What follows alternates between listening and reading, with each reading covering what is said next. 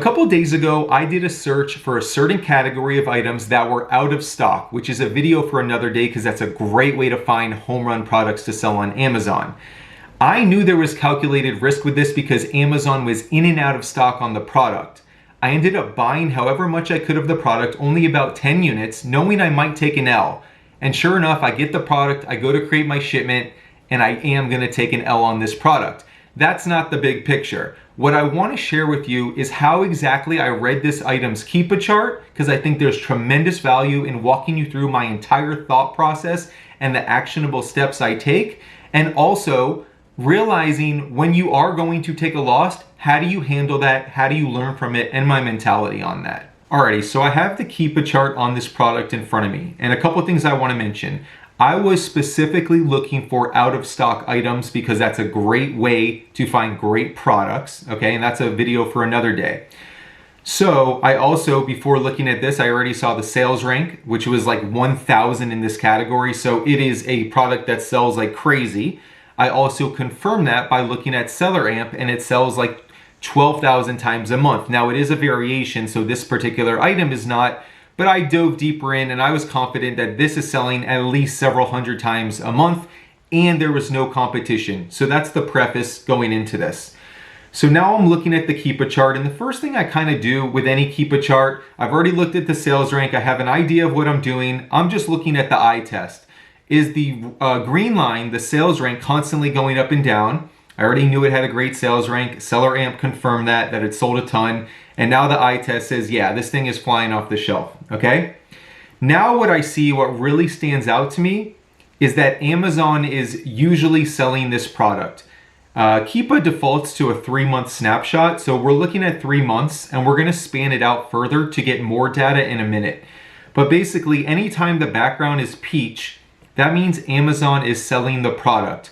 I typically don't like to sell against Amazon, although there's always exceptions to the rule, because they can usually sell it for a price that doesn't make sense most of the time. Again, that's a general statement, okay? So now I say, okay, Amazon sells this product quite a bit, but I know when I searched for it, they were out of stock because my search was specifically, again, for out of stock items, okay? So I look back here though, I see, okay, Amazon sells this all the time. They sell it for $55 all day long. So when they're selling it for $55. Something else I'm gonna do is span out to a year to get further information. Does Amazon really always sell this product? So here we're looking at the chart and you can see it's almost always peach background. The green line moves like crazy. It's a great seller. Amazon always sells it around that $55 point. The only time they've been out of stock is right here in the middle, very, very infrequently, a sliver to the left, and then a couple slivers here to where we are today, okay? I've done a Google search. It is hard to find the product, confirming there's probably a shortage right now or whatever the case may be, and the best I can do is buy it, even with discounts, for like $49. So just knowing off experience, there's no way I can sell it for $55 and make any money. However, I do at this point say, if I'm interested, what is the worst case scenario if I take a chance and then Amazon does come back in stock and sell it for $55?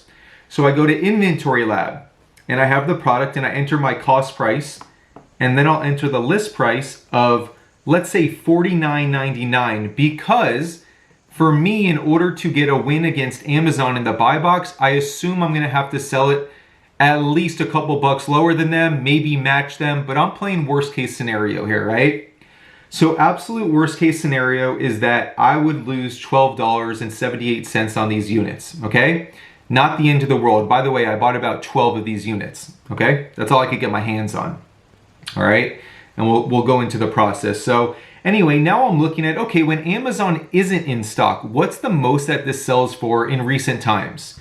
So here, when the background's white, Amazon's not selling it, it sold for $75, and here, and that, by the way, again, the magenta line is the buy box.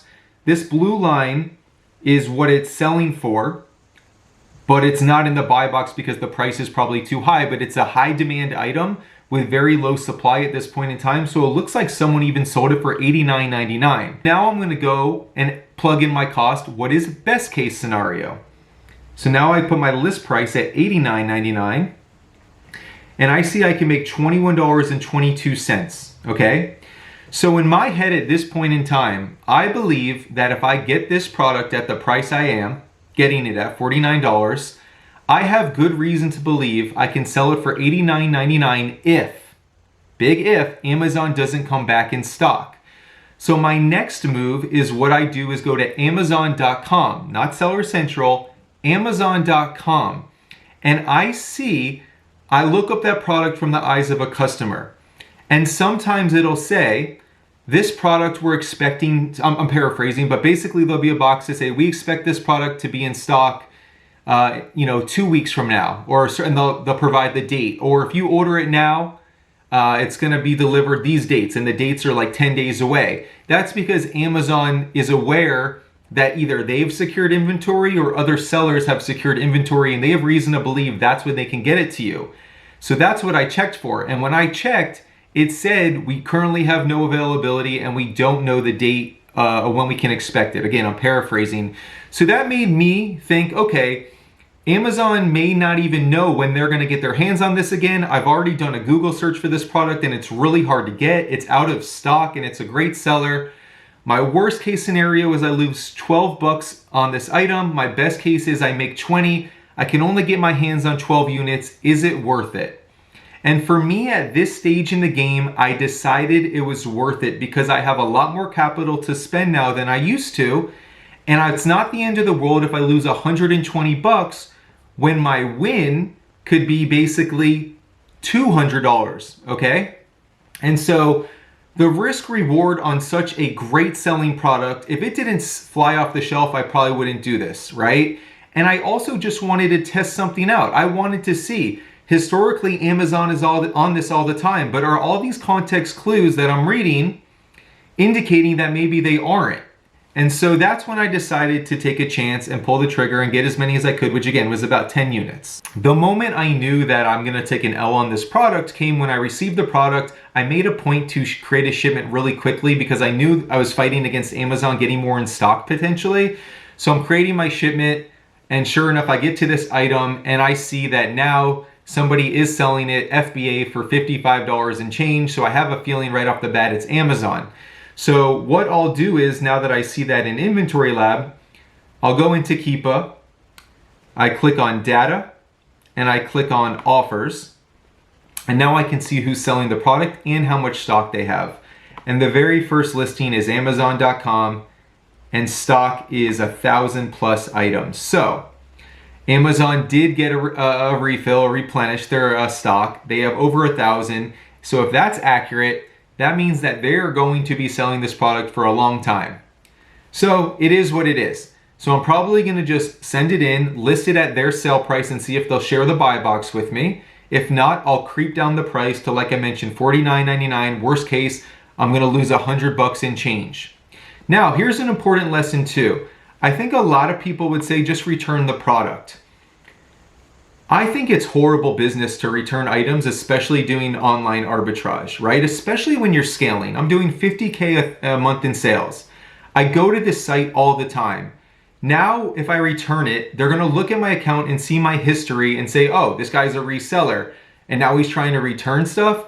And if it makes me miss out on this site, it would be the worst business move of all time, right? So I took a calculated chance, and I never, retail arbitrage, online arbitrage, I never in the back of my mind make a decision knowing that I can return it. I think it's just very short-term sighted. I'm not saying there aren't exceptions for retail arbitrage for a store you'll never see again, but if I come across a bad buy, my personal take is either sell it for a loss, learn the lesson, move on, sell it on eBay, sell it on Mercari, whatever you have to do. If you find a high demand item, you might lose a couple bucks on it, unless you completely miss the boat on your read, okay? It's my lesson learned, it's my mistake. I'm not trying to raise any red flags. Every decision I make with Amazon is big picture because I think this is such a great opportunity. And I just wanted to share that tidbit with you because I see information and people's opinions, and I do want to share mine on that. I'm really gung-ho on not returning items and to keep the big picture in mind. Keepa is such a critical part of Amazon, it's necessity. You have to become comfortable, and the only way you get better is reps and reps and reps. I wanted to share with you how I broke down that Keepa chart, and even knowing there was risk, why I decided to take the chance. And I'm gonna be doing a lot more of these because Keepa is such a huge part of the business that once you begin to understand, it really changes your business. You become more confident in your buys, you can learn from your mistakes, or you can learn from your good decisions too. And so anyway, I'm Jonathan, this is Duke Does Amazon. Thanks for being here. We're on Instagram. Questions, comments, topics, put them below. Have a great day. Thank you.